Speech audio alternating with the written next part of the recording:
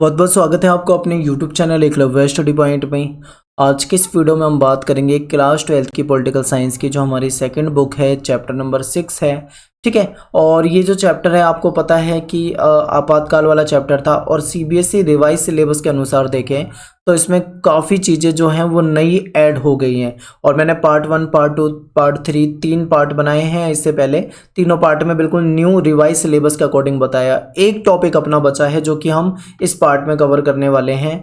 आप ध्यान से देख सकते हैं, डेमोक्रेटिक अपसर्जिस। ठीक है, ये वाला जो टॉपिक है इसको हम क्या करेंगे, इस लास्ट पार्ट में करने वाले हैं। और ये पूरा आपका रिवाइज सिलेबस है, बदला हुआ सिलेबस। ठीक है, तो आपको वीडियो ध्यान से देखनी है। CBSE बोर्ड के जो स्टूडेंट हैं उनका सिलेबस चेंज हो रखा है, वो इसे देखें। और कोई अगर दूसरे बोर्ड का उसका सिलेबस चेंज नहीं हुआ है तो आपको क्या करना है, आप जो पुरानी वीडियो है आप उसे देख सकते हैं। ठीक है, वहाँ पे आपको बिल्कुल आपके सिलेबस के अनुसार कराया हुआ है। अब बात करते हैं यहाँ पे हम अपने टॉपिक की। इसको हिंदी में देखो, ये जो डेमोक्रेटिक अपसर्जिस जो है, participation of the adults, backward and youth, इसको अगर हम हिंदी में बोलें तो लोकतांत्रिक अभ्युत्थान के रूप में इसको पढ़ते हैं हम। तो क्या हुआ, आप देखेंगे कि देश की जो राजनीति है हमारी, लोकतांत्रिक राजनीति की अगर हम बात करें तो देश की लोकतांत्रिक राजनीति में जनता की बढ़ती हुई सहभागिता, यानी जब जनता खुद मतलब उसमें इन्वॉल्व होने लगी, तो इस समय को लोकतांत्रिक अभ्युत्थान के रूप में देखा जाता है। अगर हम भारत की राजनीति की बात करें तो आपको पता है देश हमारा 1947 में आज़ाद हुआ था। हमारे देश के जो पहले आम चुनाव थे वो 1951-52 के आसपास हुए थे। ठीक है, हालांकि इसको 1952 का ही आम चुनाव कहा जाता है, पहले चुनाव को। तो अगर हम बात करें मेनली 1950 के दशक से, तो 1950 के दशक से 1970 के दशक तक की अगर हम बात करें तो यहाँ पे काफ़ी मतलब चेंज रहे हैं। तो इन्हीं सभी टॉपिक को हम यहाँ पे देखेंगे। फिर 1970 के बाद 1980 के दशक में क्या हुआ, फिर 1980 के दशक के बाद में 1990 के दशक में क्या हुआ। ऐसे बहुत सारे टॉपिक हैं जो कि इसमें कवर होंगे आपके। ठीक है, तो ये बिल्कुल नया और बदला हुआ टॉपिक है, आपको किताब में नहीं मिलेगा, इसलिए वीडियो को बहुत ध्यान से आपको देखना है। ठीक है, NCERT किताब में अगर आप ढूंढोगे तो आपको टॉपिक नहीं मिलेगा, तो ध्यान से समझिए इसे और चलते हैं, टॉपिक को शुरू करते हैं। आप जानते हैं कि हमारा देश 1947 में स्वतंत्र हुआ, ये बिल्कुल याद है सभी को। इसके बाद देखो, जब से अभी तक के समय में, यानी 1947 के बाद से अभी तक के समय में देखें तो 3 लोकतांत्रिक अभ्युत्थान हमारे सामने रहे हैं। तो तीनों को हम अलग अलग कैटेगरी में डिवाइड करके पढ़ेंगे। सबसे पहले हम पढ़ेंगे पहले अभ्युत्थान के बारे में, जो 1950 से 1970 के दशक तक रहा। उसके बाद हम पढ़ेंगे दूसरे अभ्युत्थान के बारे में, जो 1980 के दशक में रहा। इसके बाद पढ़ेंगे हम तीसरे, यानी जो 1990 के दशक में रहा। एक एक करके पढ़ेंगे ताकि आपको आसानी से समझ में आ जाए। ठीक है, तो सबसे पहले 1950 के दशक की बात कर लेते हैं। तो देखिए क्या हुआ, ये जो 1950 का दशक था, इसी समय हमारे देश के पहले आम चुनाव हुए थे, जो कि 1951 से 1952 में हुए थे, आप सभी जानते हैं। तो इस समय केंद्र और राज्य दोनों की राजनीति में वयस्क मतदाताओं की बढ़ती सहभागिता दिखी। आपको पता है पहला चुनाव भारत में हुआ, लोग अपने राजनीतिक, हम सभी का अधिकार है वोट देना, तो लोग अपने इस अधिकार का इस्तेमाल करते हुए वोट देने के लिए पहुंचे। उस समय की अगर मैं बात करूं तो उस समय मतदान करने की जो उम्र होती थी, यानी मतदान करने की जो आयु होती थी, वो 21 वर्ष होती थी। यानी 21 वर्ष का प्रत्येक पुरुष या महिला जो भी मतलब भारतीय नागरिक हो, वो मतदान कर सकता है, वोट दे सकता है। परंतु आज के समय में अगर हम बात करें तो आज के समय में ये मतदान की उम्र जो है वो 18 वर्ष है, ये आप सभी जानते हैं। ठीक है, तो इन चीज़ों को समझते हुए चलें। तो जब पहला आम चुनाव हुआ तो देश के जो युवा और जो बूढ़े या जवान, जो भी 21 साल की उम्र को कर चुके थे, पूरी कर चुके थे, वो सभी मतदान के लिए गए। तो यहाँ पे हमें क्या दिखी, उनकी सहभागिता दिखी। पश्चिमी जो देश थे, वेस्टर्न, उन्होंने भारत के जो सार्वभौमिक वयस्क मताधिकार वाला जो हमारे यहाँ पे सिस्टम था, इसका मजाक बनाया। ठीक है, और ये कहा कि भारत बहुत ज़्यादा दिनों तक लोकतांत्रिक देश नहीं रह पाएगा, भारत की चुनाव व्यवस्था जो है फेल हो जाएगी। आखिर इन्होंने ऐसा क्यों कहा, क्यों ऐसा, मतलब उन्हें लग रहा था कि भारत में चुनाव जो हो रहे हैं वो फेल हो जाएंगे, क्यों ऐसा लग रहा था कि भारत ज़्यादा समय तक लोकतांत्रिक नहीं रह पाएगा? इसके पीछे कई सारे कारण हैं, समझिए एक एक कारण। सबसे पहले भारत की आबादी, भारत की जो जनसंख्या थी, वैसे देखा जाए तो मतदान के जो हमारे पास सुविधाएं थी उसके अकॉर्डिंग हमारी जनसंख्या काफ़ी थी। ठीक है, दूसरा क्या है, भारत के पास सुविधाएं नहीं थी। तीसरा क्या है कि भारत में अलग अलग तरह की जाति और धर्म के लोग रहते हैं, अलग अलग भाषाओं को बोलने वाले लोग रहते हैं, यानी कि हमारे यहाँ पे विविधता बहुत ज़्यादा है। ठीक है। एक कारण ये हो जाएगा हमारे पास अच्छी टेक्नोलॉजी नहीं थी, शिक्षा नहीं थी, बहुत सारी मतलब कमियां, अगर हम बात करें तो बहुत सारी कमियां उस समय में थी जो कि पश्चिमी देश समझ रहे थे, और इसीलिए शायद उनको ऐसा लग रहा था कि ऐसा ऐसा भारत में हो जाएगा। लोगों ने आखिर क्या क्या कहा इसके बारे में थोड़ा समझिए। ये आपकी एनसीईआरटी की कटिंग ले रखी है, और ये चैप्टर नंबर 2 है आपका, एनसीईआरटी में आप देखेंगे आपको मिलेगा। तो क्या क्या कहा लोगों ने, समझिए। एक हिंदुस्तानी संपादक है, उसने कहा कि ये जो भारत में चुनाव हो रहा है ये इतिहास का सबसे बड़ा जुआ है। आप इसको याद रखें, समझें। इन्होंने कहा कि ये इतिहास का सबसे बड़ा जुआ है, यानी कि उन्हें लग रहा था कि भाई बिल्कुल मतलब नहीं हो पाएगा सफल। दूसरा जो है, ऑर्गेनाइजर नाम की एक मैगजीन है, ये मैगजीन क्या कहती है कि जो नेहरू हैं, जवाहरलाल नेहरू हैं, अपने जीते जी देख लेंगे और पछताएंगे कि भारत में सार्वभौमिक मताधिकार जो इन्होंने कराया है ये असफल रहा। यानी चुनाव हमारे यहाँ पे हुए नहीं, लेकिन पहले से भविष्यवाणी करने के लिए ये तैयार बैठे थे कि ऐसा हो जाएगा, ऐसा हो जाएगा।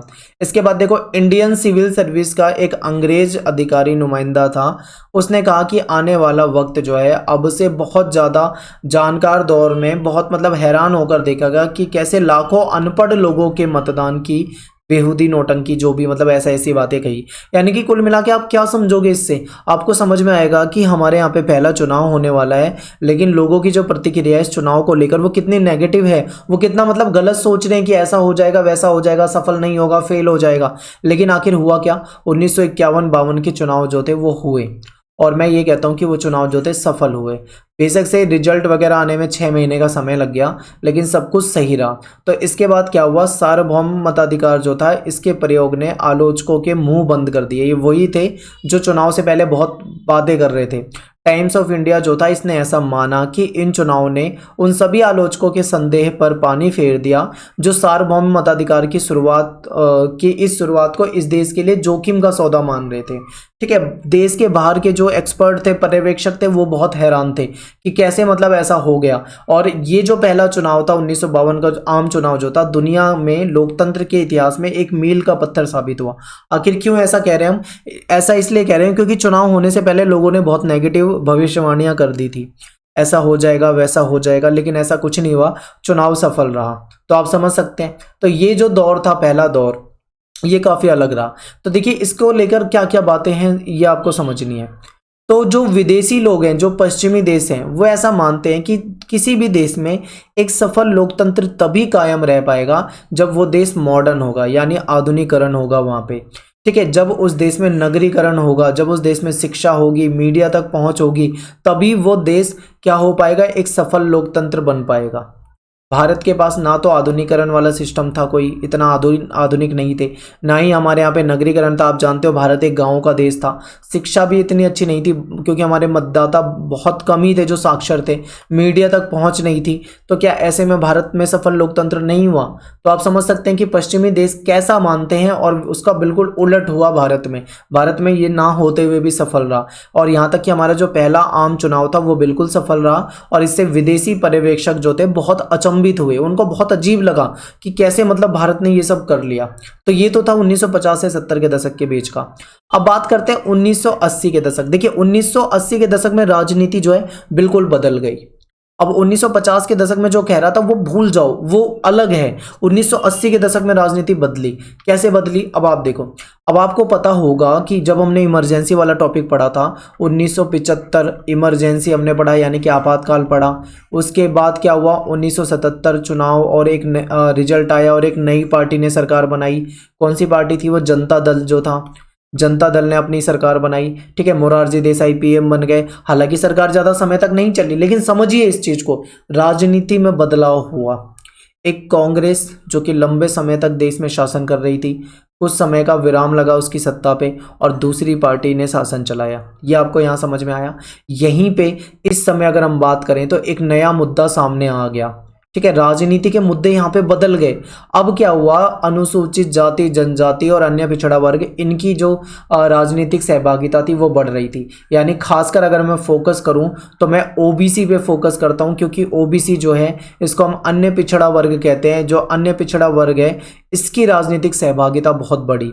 1970 के दशक में 1970 के दशक में अगर हम ध्यान से देखें तो हमें पता लगता है कि 1977 के आसपास अन्य पिछड़ा वर्ग को बहुत महत्व दिया दिया जाने लगा था, क्योंकि ये एक बड़ा, नेताओं के नजरिए से देखें तो ये एक बड़ा वोट बैंक भी बन चुका था।